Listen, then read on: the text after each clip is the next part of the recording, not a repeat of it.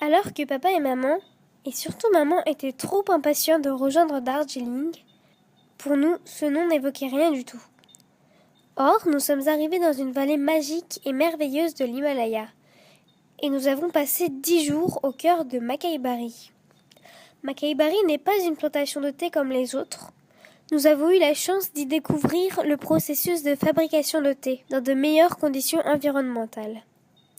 Au centre du village est située l'usine de thé, installée depuis 1859.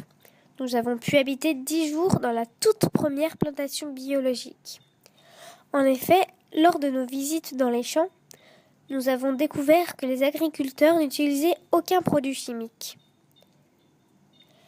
Mais ce que cette plantation a de meilleur encore, c'est qu'en plus d'y avoir établi le bio depuis les années 80, ils font également de la permaculture, c'est-à-dire qu'ils utilisent des techniques plus élaborées de sorte à rendre leur plantation plus économe en énergie, plus respectueuse des êtres vivants et de leurs relations réciproques, etc. Par exemple, à Makaibari, le propriétaire n'a pas fait le choix de déboiser pour avoir plus de place, comme les autres plantations. La forêt pour lui est plus importante pour l'oxygène, l'environnement, pour ne pas défigurer la montagne et surtout pour lutter contre l'érosion des sols. Il a ainsi gardé 2 fois plus de forêt que de thé. Également lors du désherbage manuel de la plantation. Les herbes sont laissées sur place. Ce paillage est très important pour la qualité du sol. Dans les champs, nous avons appris à cueillir le thé. Nous avons assisté à la première récolte et avons pu comprendre un peu comment fonctionnait la cueillette.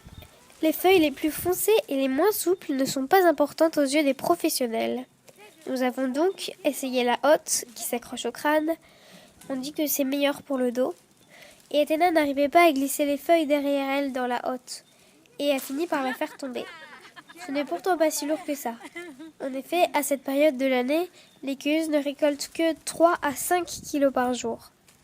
À la période de la mousson, la récolte est bien plus importante en revanche.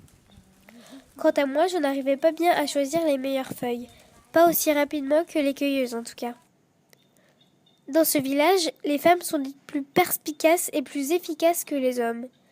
C'est pourquoi elles deviennent vite chefs d'équipe, ce qui n'est pas commun ailleurs.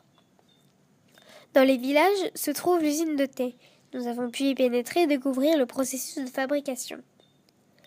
Notre guide nous a expliqué que le thé y est séché, roulé, trié, démagnétisé, puis bien tassé dans les sacs, prêts à être distribués dans les 4 coins du monde. Il y a plusieurs variétés de thé, comme vous le savez sûrement, mais chacune est faite à partir des mêmes feuilles. Et en fonction de la saison, il y a aussi plusieurs qualités.